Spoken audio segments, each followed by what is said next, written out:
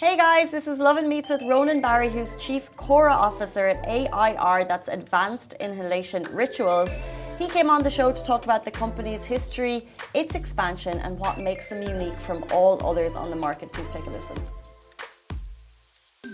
Hey guys, welcome back to Lovin Dubai show. In a city that prides itself on innovation, our next guest is part of a company which pioneers just that. Ronan Barry is Chief CORA Officer with AIR Global, Advanced Inhalation Rituals. Welcome to the show. Thank you so much for being here on this Monday morning. Thank you. Lovely to be here. Welcome. Yeah. So in the beginning of the show, we were talking about like if your partner gets bumped up to first class, would you let them take it? Would you take it? What would be the situation? So what would your situation be?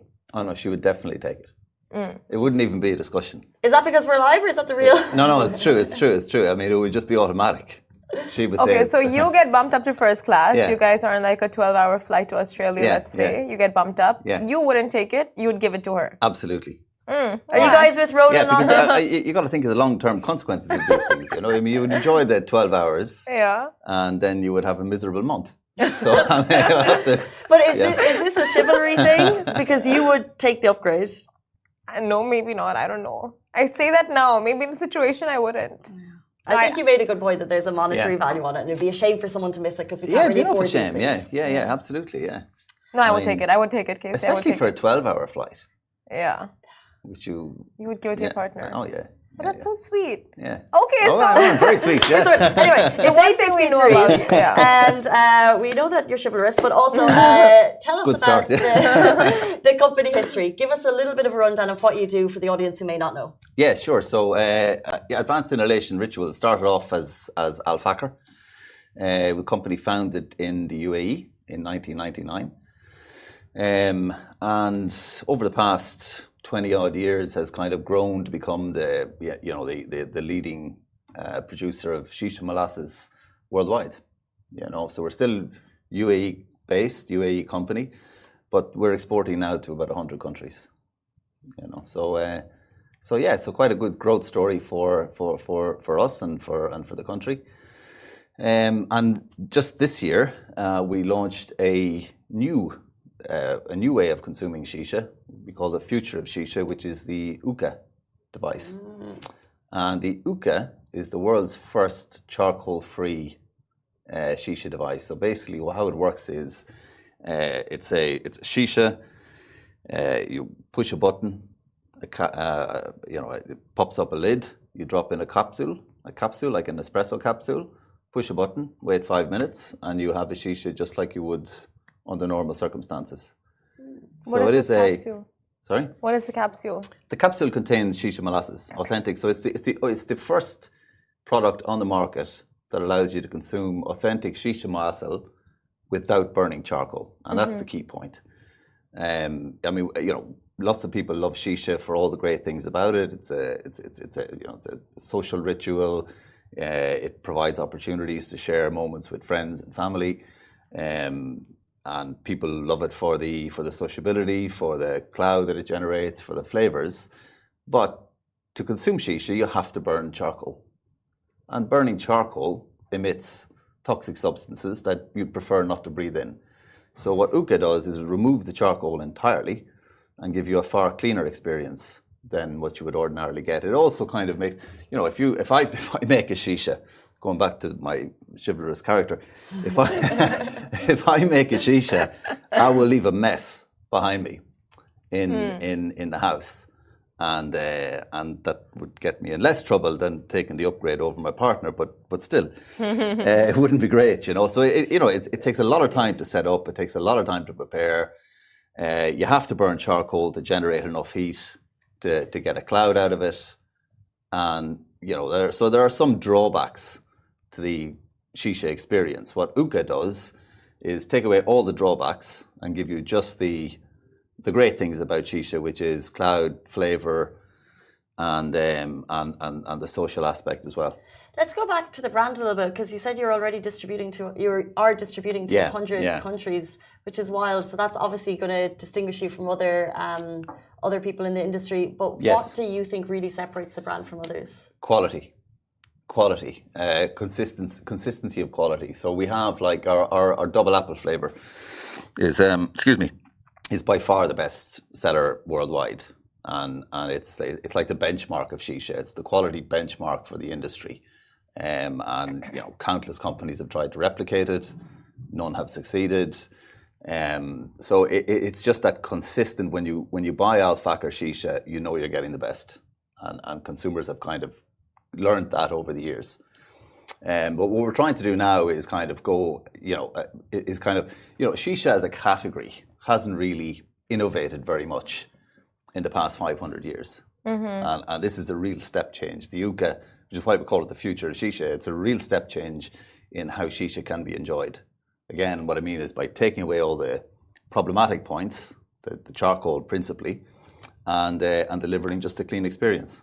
Speaking of which, what other technological advancements or innovations has your company pioneered? Well, this is the first device that we've produced entirely in-house. It's the first device. I mean, historically, we're a manufacturer of molasses, the mixture, which is a mixture of tobacco, glycerin, fructose, and flavor. That has been our kind of bread and butter for 20 odd years. So it's a manufacturing of consumable products. How have the reactions been to it, though? Have people been more accepting? To the hookah, very positive. Positive. Very, very positive. Yeah. I mean, almost everyone who has tried it has said it's either just as good or better, and it's quite unique as well in the sense that I was a cigarette smoker for many, many years when I was young and foolish.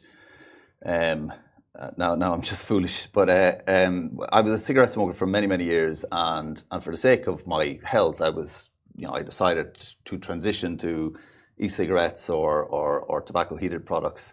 I found that transition very difficult, because I liked my cigarette, and I found switching to an e-cigarette was kind of like a downgrade. I had to kind of make a sacrifice for the sake of having a less harmful product. But if you switch from regular shisha to hookah, it's not a difficult switch. It's an easy switch, because not only are you getting a cleaner experience with fewer toxicants, but you're getting a better one as well. That's the key thing. The key thing is the charcoal that you burn to generate heat, right? That emits things like carbon monoxide. It emits benzoapyrene, ammonia, for example.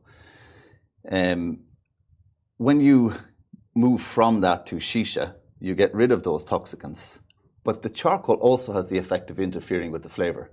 So you're getting a purer flavored experience from the hookah. So unlike, say, a cigarette smoker switching to e-cigarettes, which is hard, some people fail, this is all upside. Now, I don't want to give the impression that, hookah is risk-free. I mean, no tobacco product is risk-free.